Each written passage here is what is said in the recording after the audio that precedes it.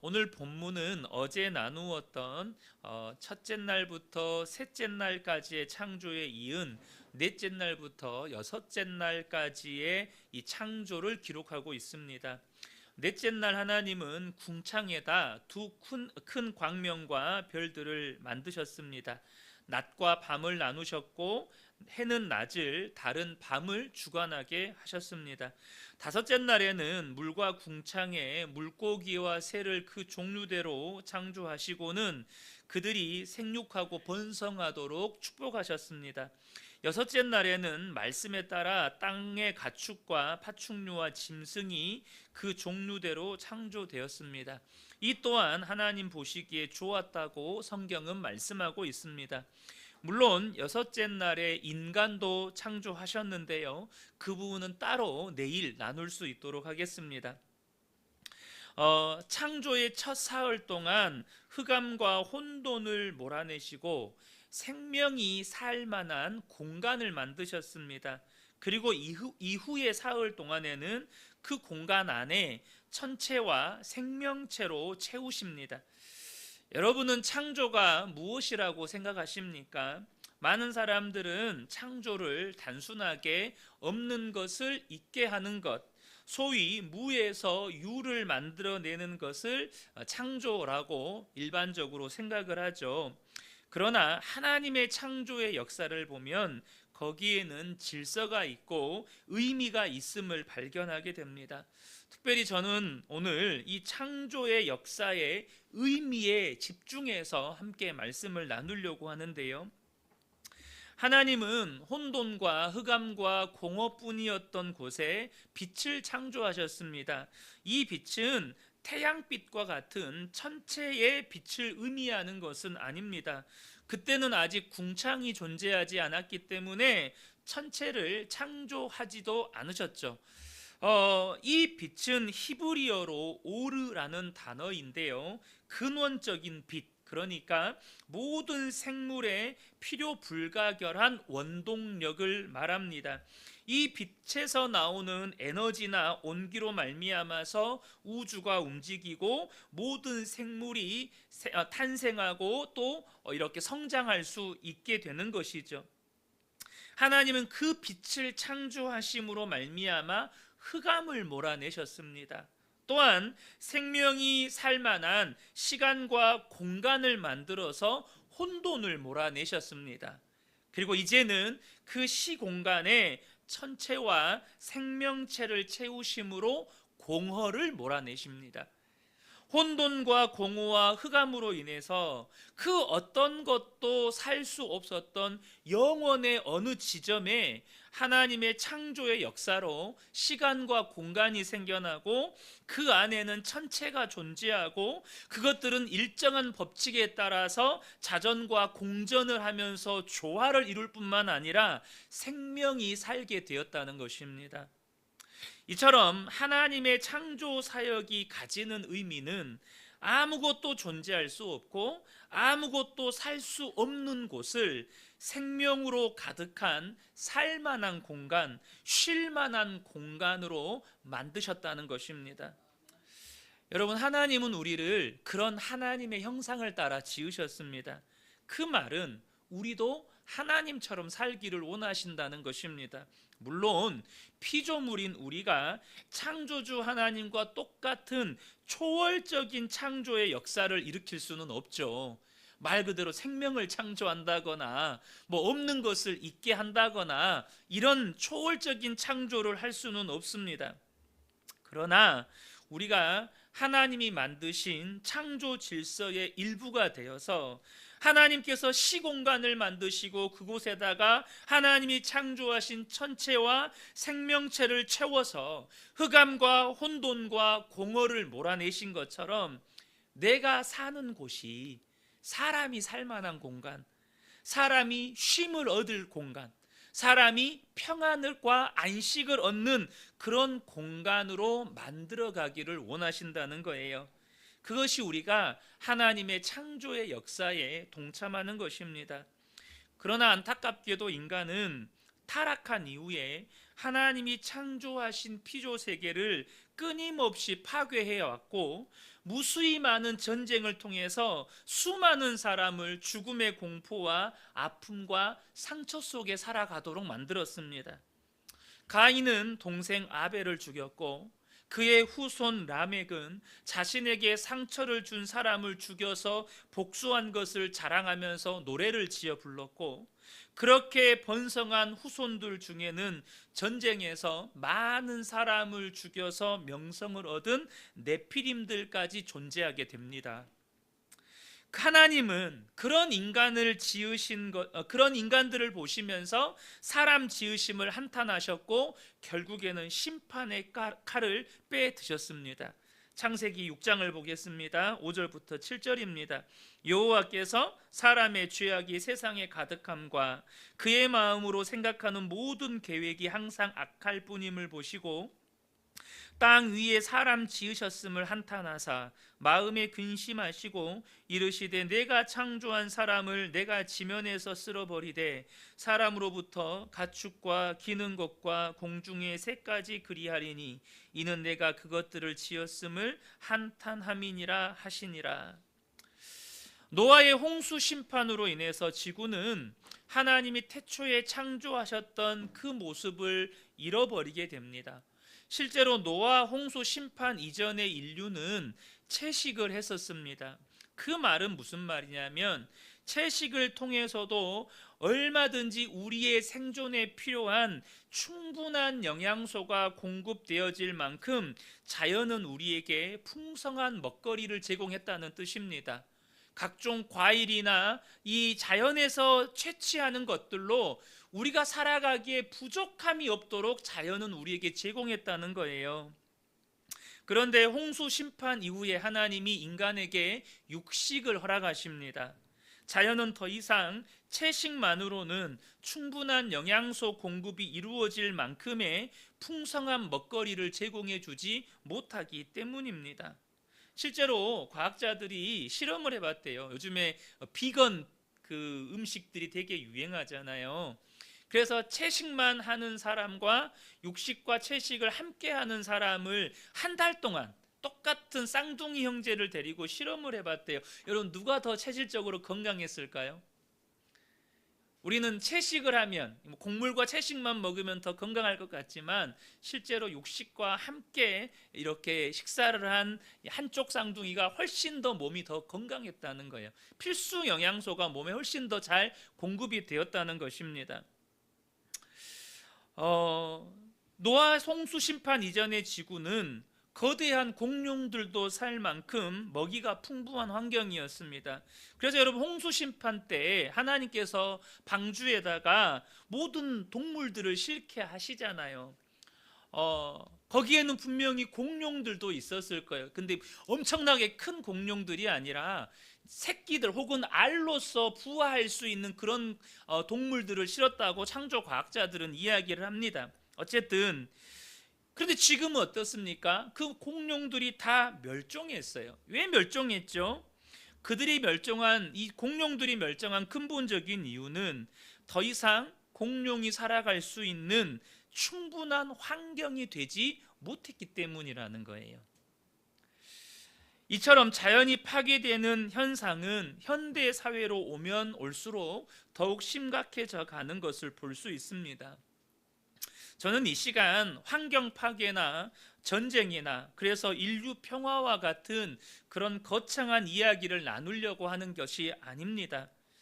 여러분 스스로에게 한번 물어보시면 좋겠습니다. 나는 하나님의 그 창조 질서 안에, 나는 하나님의 창조 사역에 동참하고 있는 사람이냐 하는 것입니다. 내가 살아가고 있는 현장, 가정과 교회와 일터를 내 아내나 내 남편, 내 자녀들, 성도나 이웃, 직장 동료들이 살만한 공간으로, 쉴만한 공간으로, 뭔가 평안을 얻고 안식을 얻는 그러한 공간으로 나는 만들어 가고 있는 사람이냐 하는 것입니다. 하나님이 우리에게 요구하시는 창조 사역이라고 하는 것이 무언가 거창한 게 아니라는 것입니다. 내가 살아가는 삶의 현장에 누군가가 찾아왔을 때 그곳에서 평안을 누리고 쉼과 회복을 얻게 되고 그런 것이 바로 하나님이 우리에게 원하시는 창조 사역이라는 것이에요. 내가 살아가는 그 삶의 공간을 그렇게 누가 오면 쉼을 얻게 되고 평안을 얻게 되고 안식을 얻는 공간으로 만들어가는 사람이냐 하는 것입니다. 그런데 그렇게 내가 내 삶의 현장을 살만한 공간으로, 쉴만한 공간으로, 뭔가 평안과 회복을 얻는 공간으로 만드는 창조 사역에 동참할 수 있으려면 요구되는 것이 있습니다. 그게 뭘까요? 내가 살리는 사람이어야 한다는 것입니다. 내가 살리는 사람이어야 한다는 거예요. 그러면 내가 살리는 사람이 되려면 어떻게 해야 할까요? 바로 내가 말씀과 성령으로 충만한 사람이어야 한다는 것입니다. 말씀과 성령으로 충만한 사람이 여러분 살리는 사람이 되는 거예요.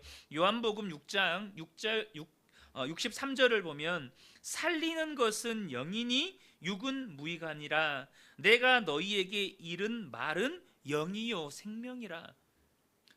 영이 살린대요. 근데 이 요한복음 6장 63절을 보면 그 살리는 영이 뭐라고 말씀하십니까? 내가 너희에게 이른 말이 바로 영이고 생명이다 라고 말씀하십니다. 사랑하는 성도 여러분, 저와 여러분이 매일매일마다 말씀을 읽고 말씀을 묵상하고 그리고 그 말씀에 순종하는 일을 가벼이 여기시면 안 됩니다. 말씀을 읽는 일을 단순히 하나님에 대한 지식을 얻는 일로 생각하시면 안 돼요. 여러분, 말씀으로 내 영을 채우는 일은 내 영을 살리는 일입니다. 나를 살리는 사람으로 바꾸는 작업이라는 거예요. 그것만이 아니죠. 요한복음 7장 37절 39절 보면 예수께서 서서 외쳐 이르시되 누구든지 목마르거든 내게로 와서 마시라. 나를 믿는 자는 성경의 이름과 같이 그 배에서 생수의 강이 흘러나오리라 하시니 이는 그를 믿는 자들이 받을 성령을 가리켜 말씀하신 것이라. 우리 배에서 살리는 물, 생수의 강이 흘러나오게 하신대요. 예수를 믿는 자들에게는 그런 역사가 나타난대요. 근데 이 살리는 이 물이 뭐죠? 우리가 받을 성령이라는 거예요. 그러니까 여러분 어떻습니까? 저와 여러분이 정말로 살리는 사람이 되려면, 그래서 가정에서 나를 통해서 남편이 뭔가 쉼을 얻고 아내가 뭔가 회복되고 자녀들이, 우리 부부를 통해서 자녀들이 막 살아나고 내가 만나는 사람들이 나로 인하여서 평안을 얻고 내가 있는 곳에 오면 사람들이 뭔가 쉼을 얻고 그런 살리는 사람이 되려면 내가 말씀과 성령으로 충만한 사람이 되어야 한다는 거예요. 여러분, 창조 사역은 다른 게 아닙니다. 흑암과 혼돈과 공허가 가득한 그곳에 흑암과 혼돈과 공허를 몰아내고 그곳을 살만한 곳으로 바꾸는 것입니다. 그곳을 살리는 곳으로 바꾸는 거예요. 여러분, 여러분의 가정은 살리는 곳입니까? 여러분의 일터는 살리는 곳인가요? 여러분이 있는 그 삶의 현장은 누군가가 오면 살아나고 회복되고 쉼을 얻는 곳입니까? 여러분, 하나님이 그 사역에 우리를 부르셨다는 것입니다. 뭐 세계 평화, 전쟁 종식, 남북 통일, 물론 우리가 기도해야죠. 그런데 여러분, 남북 통일이 되면 뭐 합니까? 여전히 가정은 전쟁터인데, 러시아 우크라이나 전쟁이 종식되면 뭐예요? 내 삶의 현장은 여전히 전쟁터인데. 여러분, 저는 우리 성도님들의 가정이 살리는 곳이 되기를 축복합니다. 우리가 살아가는 이 교회도, 또 우리가 일하는 일터도 나로 말미암아 그곳이 살리는 현장이 되는 거예요. 이 시간에 오늘 먼저 이 말씀 붙잡고 우리가 함께 기도하기를 원합니다. 첫 번째 기도 제목입니다. 우리 한 목소리로 함께 읽겠습니다. 그 은혜 교회의 모든 성도들이 시간과 공간을 창조하시고 그 속에 생명체를 채워 혼돈과 흑암과 공허를 몰아내신 하나님 닮기를 갈망하는 마음을 부어주소서. 무엇보다 먼저 우리 자신이 살리는 사람, 말씀과 성령으로 충만한 사람이 되게 하소서. 아멘. 저는 먼저 우리 성도님들 안에 여러분 기도가 시작되려면 마음의 소원이 있어야 되거든요. 마음의 소원이 없는데 무슨 기도가 나옵니까? 그렇지 않습니까? 그러면 우리 안에 정말로 하나님, 내가 창조의 역사를 행하신 혼돈과 흑암과 공허가 가득한 그곳을 정말로 살만한 곳으로 만드신 하나님 닮기를 갈망하는 마음이 내 안에 있게 하여 주옵소서. 그리고 하나님, 정말로 내가 살리는 사람이 되도록 말씀과 성령으로 충만한 사람 되게 해주십시오. 날마다 주의 말씀을 먹게 하시고 그 말씀을 끊임없이 곱씹게 하시고 그 말씀에 순종하며 살아가는 말씀과 성령으로 충만한 사람 되어서 주여 내가 살리는 사람 되게 하옵소서. 이 시간에 우리 주여 한번 외치고 통성으로 기도하겠습니다. 주여, 하나님 아버지, 우리 안에 마음의 소원을, 우리 안에 갈망함을 부어주시기를 간절히 소원합니다. 우리 근혜교회 모든 성도들이 시간과 공간을 창조하시고 그 속에서 생명체를 채워서 모든 혼돈과 흑암과 공허를 몰아내신 그 하나님 닮기를 갈망하는 마음의 소원을 우리 안에 부어주십시오.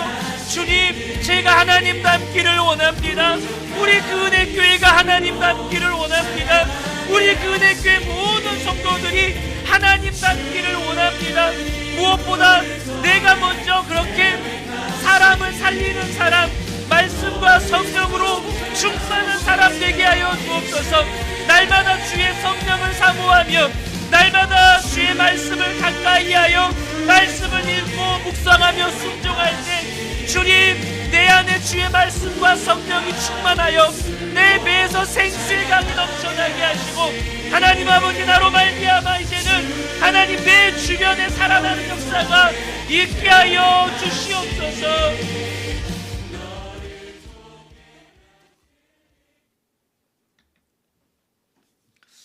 우리 두 번째 기도 제목, 우리 한 목소리로 함께 읽겠습니다.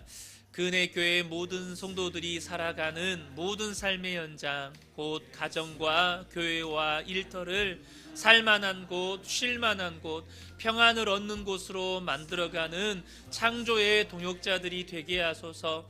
그리하여 내가 살아가는 곳에 찾아오는 사람들이 쉼과 평안과 회복을 얻게 하소서. 아멘.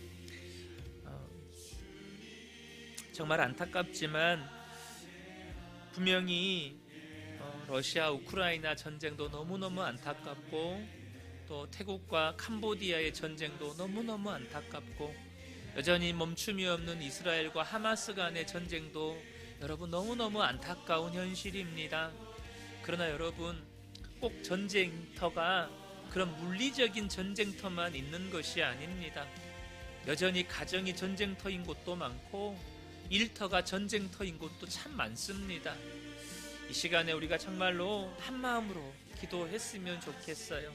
내가 살아가는 삶의 모든 현장, 우리 가정, 우리 교회, 또 내가 일하는 직장이 정말로 살만한 곳, 쉴만한 곳, 평안을 얻는 곳으로 만들어가는 하나님의 창조의 동역자가 되게 하여 주옵소서. 그래서 하나님, 우리 집에 오는 사람들이, 우리 교회에 오는 사람들이, 또 내가 있는 일터에 오는 사람들이 쉼을 얻고 평안을 얻고 회복을 얻는 역사가 있게 하여 주옵소서. 우리 시간에 주여 한번 외치고 통성으로 기도합니다. 주여, 하나님 아버지, 정말로 이 시간에 우리 모든 성도님들의 가정과 또 우리 교회와 일터를 놓고 기도합니다. 하나님 아버지, 내가 살아가는 모든 삶의 현장이 살리는 곳, 하나님 아버지, 쉴만한 곳, 평안을 얻는 곳이 되게 하여 주십시오. 우리 가정이 그렇게 되게 하여 주시고 내가 일하는 일터가 그리 되게 하여 주시고 우리 그 은혜 교회가 되게 하여 주십시오. 무엇보다 하나님, 내가 하나님의 창조의 동역자가 되기를 원합니다. 우리 가정을, 우리 교회를, 또한 우리의 일터를 그렇게 하나님 아버지 살만한, 쉴만한, 평안을 얻는 곳으로 만들어가는 하나님 그런 창조의 동역자가 되게 하여 주십시오. 그래서 하나님 아버지, 우리 집에 찾아오는 사람들이, 우리 교회를 찾아오는 사람들이, 내가 일하는 직장에 찾아오는 사람들이 쉼을 얻게 하시고 평안을 얻게 하시고 회복을 얻는 역사가 있게 하여 주십시오. 주님, 그렇게 우리의 삶이나 거하는 모든 삶의 현장 가운데 이렇게 놀라운 하나님의 회복의 역사, 생명의 역사가 있게 하여 주시옵소서.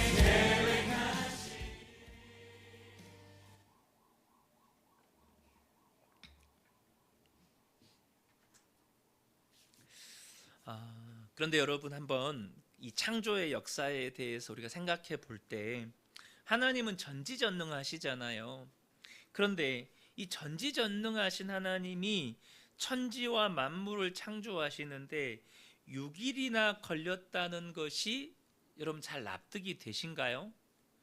그냥 말씀 한마디로 한순간에 모든 것을 창조하실 수 있는 분인데 하나님은 왜 굳이 번거롭게 6일이라는 시간을 들여서 천지 만물을 창조하신 것일까요? 물론 이 6일이라는 이 시간, 하루라는 시간에 대해서 여전히 성경학자들이나 또 여러 학자들에 대한 이견들이 있습니다. 이제 그 부분은 우리가 논외로 치고, 어떻게 하나님은 말씀 한마디로 모든 걸 창조하실 수 있는 전지전능하신 하나님인데 왜 굳이 번거롭게 6일이라는 시간을 들여서 천지 만물과 인간을 창조하셨느냐는 거죠.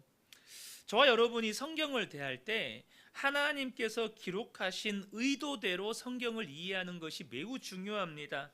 우리가 하나님의 의도를 이해하지 않고 성경을 읽다 보면 당장 이 부분에 대해서도 하나님이 능력이 부족해서 천지를 창조하는데 6일이 걸렸나 보다, 6일 하루 만에 다 창조를 할 수가 없어서 6일 동안 나눠서 창조하셨나 보다, 이렇게 이해를 할 수가 있거든요.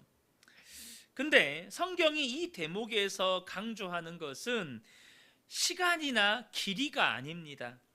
이 창조의 날들의 과정에 담긴 하나님의 뜻과 이 하나님이 창조하신 피조물들을 향한 하나님의 정성과 마음이라는 거예요. 말씀 한마디면 모든 것을 창조하실 수 있는 하나님이 하루하루를 들였다는 것은 그만한 시간이나 노력을 들였다는 말이 아니라 하나님이 창조한 피조물이 하나님께 그만한 가치를 지녔다는 뜻입니다. 하나님이 그렇게 공을 들일 만큼, 하나님이 그렇게 마음을 쏟을 만큼, 하나님이 그렇게 시간을 쏟을 만큼 하나님께 가치가 있다는 거예요. 전지전능하신 하나님이 하루하루 정성을 다한 작품이 우리가 사는 이 세상이고, 그 중에 인간은 하나님의 걸작 중에 걸작이라는 거예요. 왜 그렇습니까? 다른 모든 피조물들은요, 하나님이 구상하신 것을 그저 말씀으로 창조하셨지만 인간만큼은 그 창조의 과정이 다른 피조물들과 전혀 다릅니다. 일단 인간은요, 모델이 있어요. 누구죠? 바로 하나님이십니다. 하나님을 모델로 인간을 만드셨다는 거예요. 우리는 그 모델이신 하나님의 형상을 따라 지음받았습니다. 그리고 인간은 다른 피조물들처럼 말씀으로 지은 것이 아니고 하나님이 흙으로 손수 빚으시고 그 코에 생기를 불어 넣으심으로 창조하셨습니다. 이렇게 다르게 창조한 인간과 다른 피조물들 사이에는 여러 차이점이 있지만 특별한 차이점이 있습니다. 그게 뭘까요? 오직 인간에게만 사명이 있다는 것입니다. 인간에게만 사명이 있다는 거예요. 창세기 1장 28절입니다. 하나님이 그들에게 복을 주시며 하나님이 그들에게 이르시되 생육하고 번성하여 땅에 충만하라. 땅을 정복하라. 바다의 물고기와 하늘의 새와 땅에 움직이는 모든 생물을 다스리라 하시니라. 여러분, 근데 그거 아신가요? 하나님께서 다른 동물들에게도 복을 주셨고 생육하고 번성하고 충만하라고 명령하셨다는 거예요. 이 대목은요, 다른 동물들도 똑같아요. 한번 볼까요? 창세기 1장 21절 22절입니다. 하나님이 큰 바다 짐승들과 물에서 번성하여 움직이던 모든 생물을 그 종류대로, 날개 있는 모든 새를 그 종류대로 창조하시니 하나님이 보시기에 좋았더라. 하나님이 그들에게 복을 주시며 이르시되 생육하고 번성하여 여러 바닷물에 충만하라. 새들도 땅에 번성하라 하시니라. 그러니까 복을 주셨고 생육하고 번성하고 충만하라는 이 말씀은 인간에게도 주셨지만 다른 모든 동물들에게도 동일하게 주신 말씀이라는 거예요. 그런데 오직 하나님의 형상을 따라 지음받은 인간에게만 주신 말씀이 있어요. 그게 뭘까요? 땅을 정복하고 모든 생물을 다스리라 라는 말씀입니다. 이것은 인간에게만 주신 말씀이에요. 바로 땅을 정복하고 모든 생물을 다스리는 사명을 오직 하나님의 형상 따라 지은 인간에게만 주셨다는 것입니다.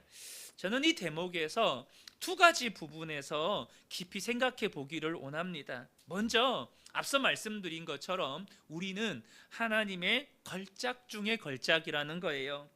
그 가치는 세상의 기준에 의해서 낮아지거나 훼손되지 않는다는 것입니다.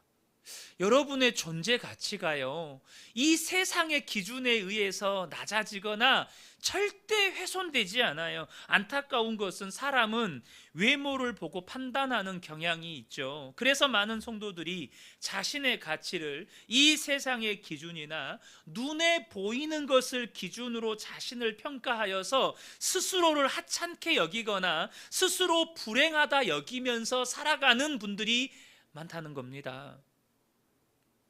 더욱 안타까운 것은 그런 세상의 기준에 미치지 못하는 자신을 보면서 하나님의 사랑까지 의심하는 경우도 참 많습니다.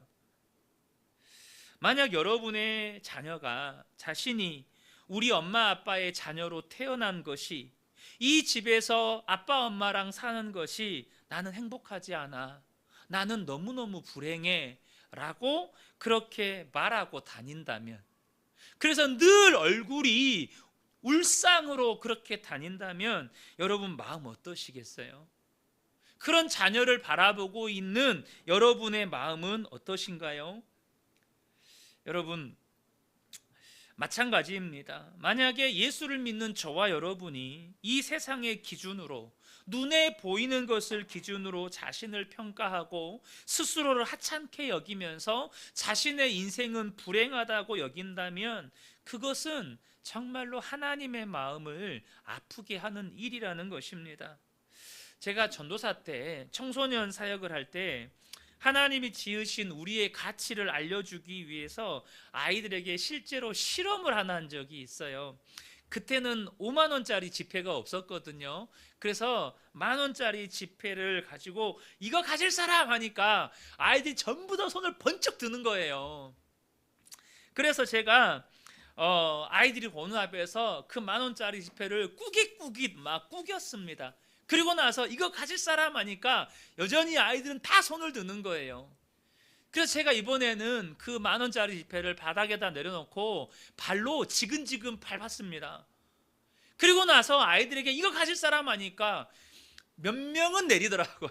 몇 명은 내렸는데 여전히 대부분의 아이들이 그 돈 갖겠다는 거예요.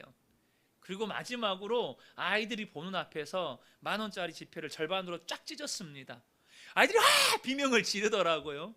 그러면서 2장짜리 지폐가 된 10,000원짜리를 그래도 이거 가질 사람 하니까 거의 대부분의 아이들이 손을 들고 있었습니다. 여러분, 우리는 알아요. 10,000원짜리 절반 태워진 거 은행 가져가면 5,000원 줍니다. 여러분 아시죠? 여러분, 아무리 우리의 인생이 찢기고 우리의 인생이 훼손되어도 우리의 가치가 바뀌지 않는다는 것입니다. 우리가 인생을 살다 보면 온갖 풍파를 겪으면서 우리의 마음에 생채기가 나기도 하고, 또 우리의 육체가 병이 들거나 장애가 생기기도 합니다. 또 이런저런 실패를 겪으면서 세상 사람들이 손가락질하는 오명이 묻기도 하죠. 그러나 여러분, 하나님이 보실 때 여러분의 가치는 하나님이 여러분을 지으실 때나 지금이나 똑같다는 것입니다. 세상의 기준이 여러분의 가치를 절대로 떨어뜨리지 않는다는 거예요. 하나님의 눈에는 여전히 여러분이 너무나도 보배롭고 존귀하고 사랑스럽다는 것입니다. 스바냐 3장 17절의 말씀입니다. 너희 하나님 여호와가 너희의 가운데 계시니 그는 구원을 베푸실 전능자시라. 그가 너로 말미암아 기쁨을 이기지 못하시며 너를 잠잠히 사랑하시며 너로 말미암아 즐거이 부르며 기뻐하시리라 하리라. 저는 우리 근혜교회 모든 성도님들이 하나님이 나를 바라보시는 것처럼 자기 자신을 보배롭고 존귀하게 여기고 사랑할 줄 아는 복된 분들이 되시기를 축복합니다. 한 율법사가 예수님을 시험하려고 계명 중에 무엇이 가장 크냐고 물었잖아요. 그때 예수님이 하나님을 사랑하고 이웃을 사랑해라, 이것이 온 율법과 선지자의 강령이다 라고 말씀을 하십니다. 그런데 예수님께서 이웃을 사랑하라고 하실 때 어떻게 이웃을 사랑하라고 말씀하셨죠? 마태복음 22장 39절을 보면 둘째도 그와 같으니 내 이웃을 내 자신같이 사랑하라 하셨으니 라고 말씀하셨어요. 내 이웃을 사랑할 때 내 자신을 사랑하는 것처럼 사랑해라 라고 말씀하셨다고요. 여러분, 그거 아시나요? 자신을 바르게 사랑할 줄 모르면 이웃을 사랑할 수가 없어요. 예를 들어서 여러분, 사랑의 결핍이 있었던 사마리아 여인 아시죠? 사랑의 결핍이 있었던 사마리아 여인, 자신을 사랑할 줄을 모르죠. 너무나도 사랑에 목말라 있었고 낮은 자존감을 가지고 살았던 이 여인은 어떤 인생을 삽니까? 어떻게든 남편을 통해서 사랑을 공급받아 보려고 이 남편하고 이혼하면 또 새로운 남자 만나고 이 남자는 나에게 사랑을 줄 수 있겠지, 또 다른 남자를 만나고 또 다른 남자를 만납니다. 무슨 말일까요? 자기를 사랑할 줄 모르면 절대 다른 사람을 바르게 사랑할 수 없습니다. 어느 목사님 교회에 정말 상처가 많은 여집사님이 계셨어요. 그런데 이분은 교회에 성도들이나 새가족이 오시면 그렇게 이런저런 선물을 가져다 주신대요. 문제는 자기 자신이나 자녀들을 돌보지 않으면서 성도들이나 새가족들에게 선물을 가져다 주신다는 거예요. 예를 들면 당장 자기 자녀들에게는 새 옷을 입히지 않아서 옷이 너무 허름한데 성도의 자녀에게 새 옷을 사다 선물을 줘요.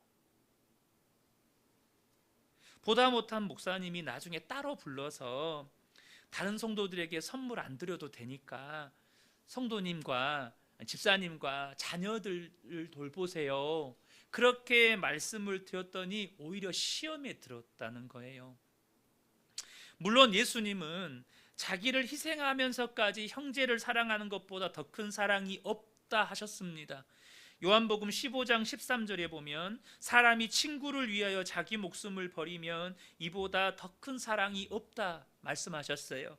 그러나 이 말씀은 자기 자신은 사랑하지 않으면서 자신을 하나님이 바라보시는 것처럼 보배롭고 존귀하게 여기지 않으면서 형제를 사랑하고 섬기라는 뜻이 아니에요.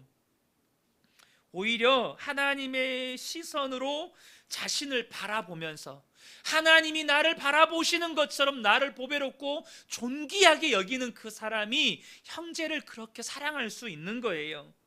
여러분, 하나님의 시선으로 자신을 바라볼 줄 모르는 사람은 결코 친구를 위해서 바른 희생도 할 수 없는 거예요. 저는 먼저 이것을 놓고 우리가 함께 기도했으면 좋겠습니다.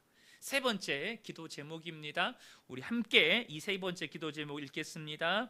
우리 자신이 하나님의 걸작 중에 걸작임을 알게 하소서.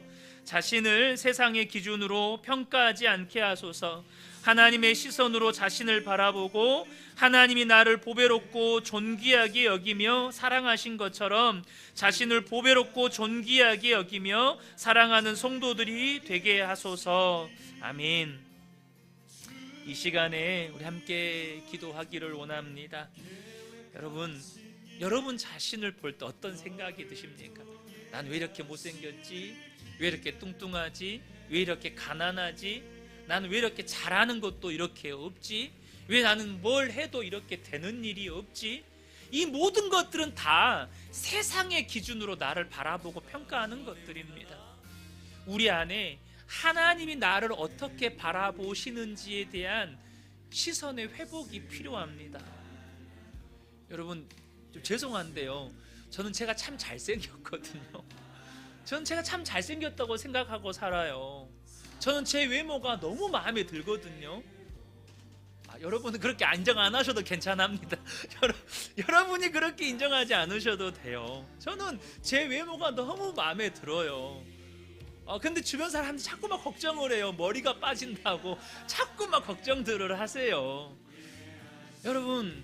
여러분을 사랑하셨으면 좋겠습니다. 하나님이 여러분 사랑하시는 것처럼 여러분이 그렇게 여러분 자신을 사랑하셨으면 좋겠습니다. 그래야 남도 사랑이 돼요. 당장 아내도 사랑이 되고 남편이 사랑이 되고 자녀들이 인간적인 사랑 말고요, 정말 하나님이 기뻐하시는 정말 아가페적인 사랑이 되는 거예요. 이 시간에 우리 이 말씀 붙잡고 하나님, 나를 향한 하나님의 시선이 나의 시선이 되게 해주십시오. 우리 이 시간 이 기도 제목 붙잡고 주여 한번 외치고 통성으로 기도하겠습니다. 주여, 하나님 아버지, 우리 자신이, 나 자신이 하나님의 걸작 중에 걸작인 것을 하나님 깨닫게 하여 주십시오. 나 자신을 세상의 기준으로 인간적인 시선으로 평가하지 않게 하여 주십시오. 하나님의 시선으로 나를 바라보게 하여 주십시오. 하나님이 나를 얼마나 보배롭고 존귀하게 여기고 사랑하시는지, 하나님 그렇게 나 자신을 보배롭고 존귀하게 여기며 사랑할 줄 아는 성도들이 되게 하여 주십시오. 그래서 하나님 아버지, 이제는 남도 사랑할 줄 아는, 나를 사랑하는 것처럼 이웃도 사랑할 줄 아는 하나님 그런 사람이 되게 하여 주십시오. 우리의 사랑이 얼마나 변질되고 왜곡되어 있습니까? 세상의 기준으로 나를 바라보니 한없는 낮은 자존감과 한없는 상처 입은 심령으로 우리 자신을 바라보게 되어지고, 하나님 남을 사랑할 때조차도 그런 상처를 투영해서 이웃을 사랑할 때가 얼마나 많습니까? 하나님, 우리를 향한 하나님의 시선이 나의 시선이 되어줄 수 있도록 주님 역사하여 주시고 성령님 우리에게 은혜를 베풀어 주시옵소서.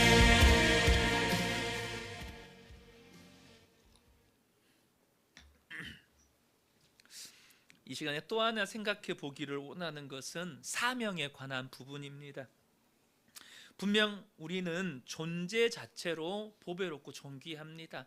그것은 절대적인 것입니다. 그러나 하나님의 창조는요, 존재의 창조를 넘어서 가치의 창조라는 사실을 저와 여러분이 아셔야 합니다.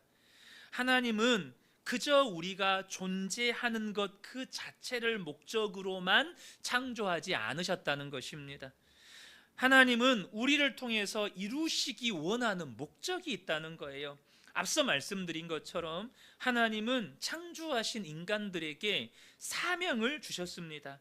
우리라는 존재가 하나님이 의도하시는 목적, 곧 가치를 이룰 때 비로소 창조의 완성이라고 할 수 있는 것입니다.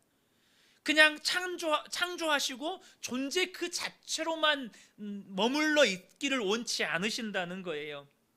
그러나 문제는 타락한 인간은 창조의 목적과는 상반된 길을 걸었다는 것입니다. 특별히 인간이 상반된 길을 걸었던 것 중에 핵심은 해와 달과 별, 그러니까 피조물들, 심지어 나무와 동물, 곤충에게까지 신성을 부여해서 창조주이신 하나님이 받아야 할 영광을 그것들에게 돌렸다는 것입니다. 하나님이 받으셔야 할 영광을 피조물들에게 돌렸다는 거예요. 로마서 1장 23절부터 25절을 보겠습니다. 썩어지지 아니하는 하나님의 영광을 썩어질 사람과 새와 짐승과 기어다니는 동물 모양의 우상으로 바꾸었느니라.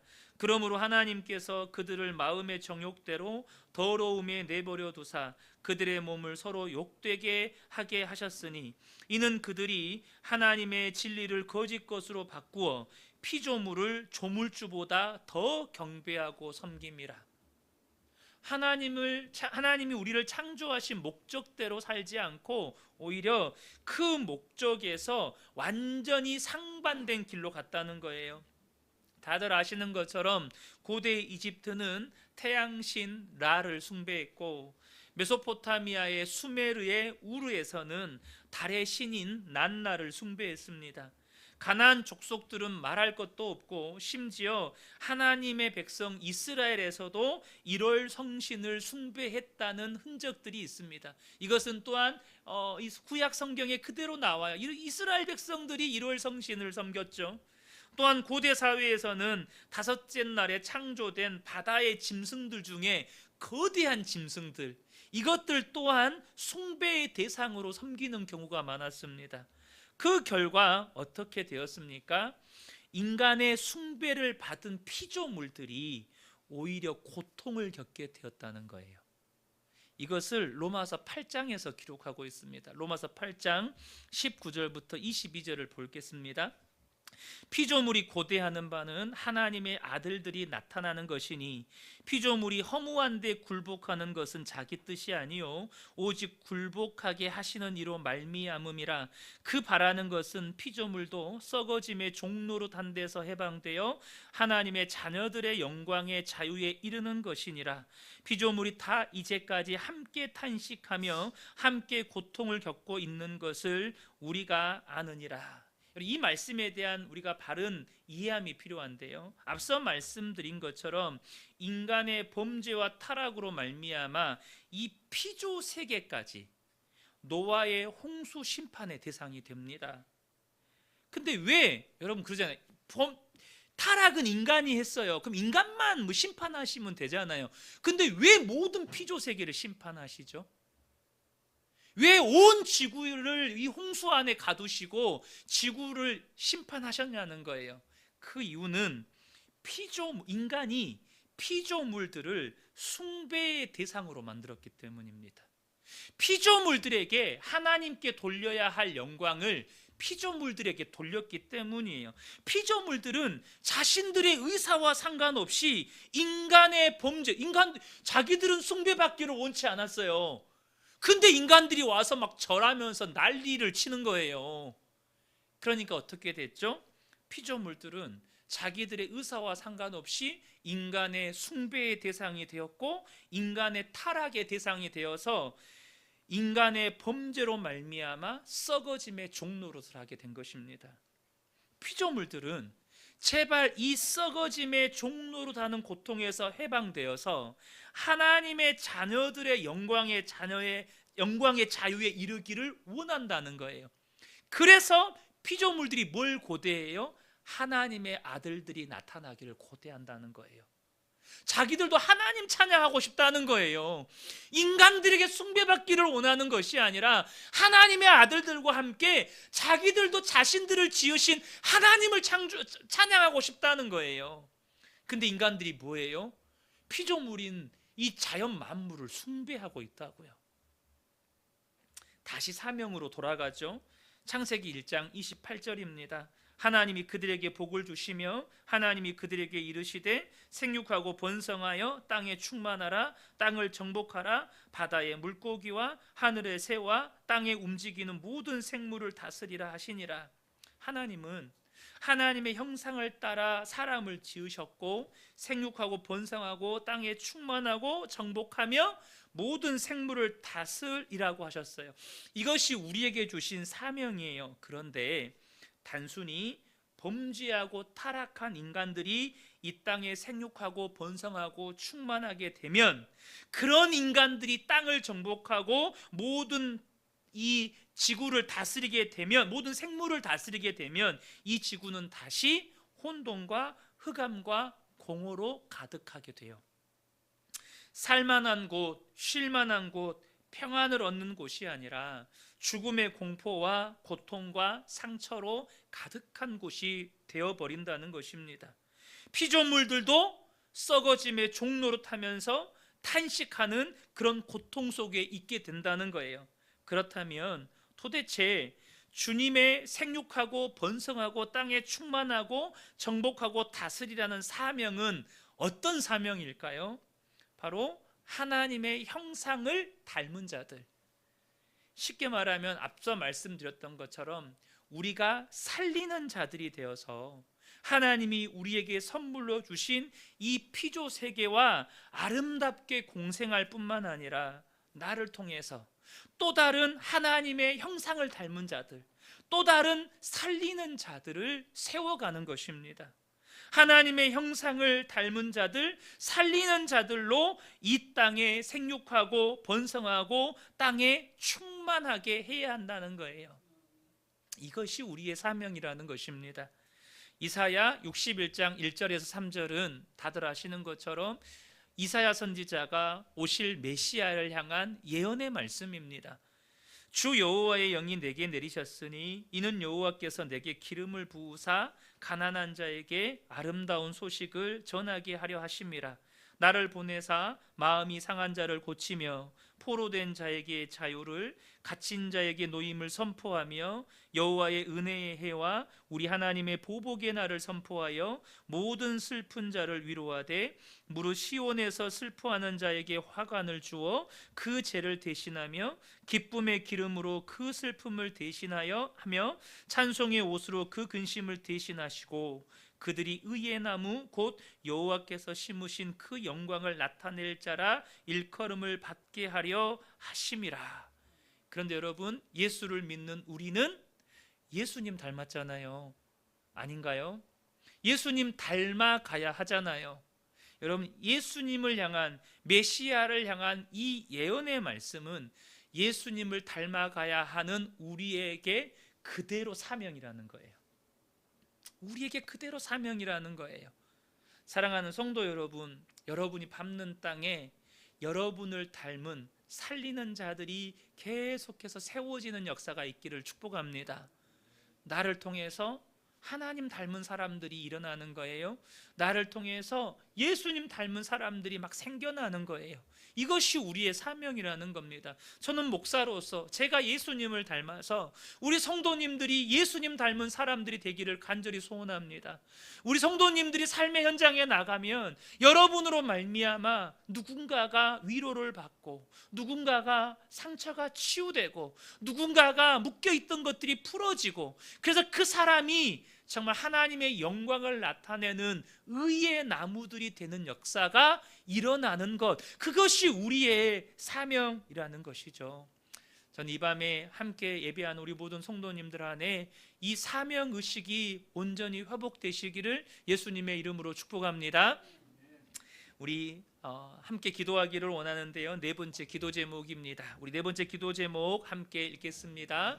그 은혜교회 모든 성도들이 존재의 목적을 이루는 삶, 사명을 향해 달려가는 삶을 살게 하소서. 우리가 먼저 하나님의 형상을 닮은 자, 살리는 자들이 되게 하시고, 그런 우리를 통하여 이 땅에 생육하고 번성하고 땅에 충만하고 정복하고 다스리는 역사가 일어나게 하소서. 아멘. 제가 기도 제목을 정리할 때 이게 파워포인트에 딱 제한이 되다 보니까 좀 최대한 축약해서 기도 제목을 쓰려다 보니까 다 전달이 되었는지는 모르겠습니다. 사랑하는 성도 여러분, 우리 이 기도 제목 붙잡고 기도할 때 하나님, 내가 그런 사명자로 살기 원합니다. 내가 먼저 하나님 닮은 살리는 자가 되고, 그런 내가 세상 가운데 나아갔을 때 나로 말미암아서 누군가는 살아나고 회복되고, 또 그 사람도 살리는 자로 살아가는 역사가 있는 그런 은혜를 내게도 주옵소서. 여러분, 우리가 하나님 앞에 서는 그날에요, 반드시 하나님께 드려야 할 열매 중에 하나는 여러분, 나를 통해서 그렇게 살아난 사람들이 있느냐는 것입니다. 나를 통해서 정말로 예수님 닮은 사람들이 있느냐는 거예요. 우리가 이 시간에 이 기도 제목 붙잡고 주여 한번 외치고 간절히 기도하시겠습니다. 주여! 하나님 아버지, 이 시간에 우리 근혜교회 모든 성도들 안에 사명의식이 회복되는 역사가 있게 하여 주십시오. 하나님, 우리 모든 성도들이 존재의 목적을 이루는 삶을 살게 하여 주십시오. 하나님께서 우리에게 주신 그 사명을 향해 달려가는 삶을 살게 하여 주십시오. 내가 먼저 하나님의 형상을 담는, 내가 먼저 살리는 자가 되게 하여 주시고, 그런 나를 통하여서, 그런 우리를 통하여서 우리 가정에서, 일터에서, 하나님 아버지 이 땅 가운데에서 생육하고 번성하고 땅에 충만하고 정복하고 다스리는 역사가 일어나게 하여 주십시오. 하나님 아버지, 하나님 아버지, 내가 밟는 모든 땅에서 내가 만나는 사람들이 하나님 나로 말미암아 그들의 슬픔이 위로받고, 하나님 그들의 상처가 고침받고, 그들의 묶여있고 갇혀있는 것들이 하나님 아버지 풀어지고, 하나님 그들의 모든 슬픔과 좌절과 절망이 기쁨과 찬송으로 바뀌어서 그들이 하나님의 영광을 나타내는 의의 나무들이 되어지는 놀라운 은혜의 역사가 있게 하여 주시옵소서. 주님, 우리 근혜교회 모든 성도들의 삶을 하나님 그렇게 하늘의 별과 같이 빛나는 인생들로 주님 사용하여 주시옵소서. 이 시간 끝으로 5번째 기도 제목인데요, 이 5번째 기도 제목은 제가 우리 성도님들의 가정들을 위해서 함께 기도하고 싶다는 생각이 들었습니다. 그래서 이 가정을 위한 기도 제목 한 가지를 우리 성도님들과 함께 읽고 우리 가정들을 위해서 함께 기도했으면 좋겠습니다. 우리 함께 이 기도 제목 읽겠습니다. 근혜교회 성도들의 가정이 그리스도 안에서 온전히 하나가 되게 하소서. 누구보다 부부가 그리스도 안에서 뜨겁게 사랑하며 서로를 섬기게 하시고, 자녀들은 부모님이 뜨겁게 사랑하는 것을 보고 가정 안에서 평강과 기쁨과 안식을 누리며 그런 가정을 꿈꾸게 하소서. 이 시간에 우리 성도님들의 가정, 그러니까 오늘 말씀 준비하면서 우리 성도님들의 가정 안에 이런 역사들이 정말 뭔가 쉼을 얻고 회복을 얻고 안식을 누리고 가정 안에서 천국을 누리는 은혜의 역사가 있었으면 좋겠다라는 그런 마음이 있어서 5번째 기도 제목은 이 가정을 위한 기도 제목으로 함께 준비했습니다. 우리 이 시간에 이 기도 제목 붙잡고 기도하시고요, 기도하시다가 우리 정영래 집사님 먼저 축복기도 받으시고 다음에 이선영 집사님 가정 축복기도 받으시겠습니다. 우리 주여 한번 외치고 기도하시고 자유롭게 기도하시다가 돌아가시겠습니다.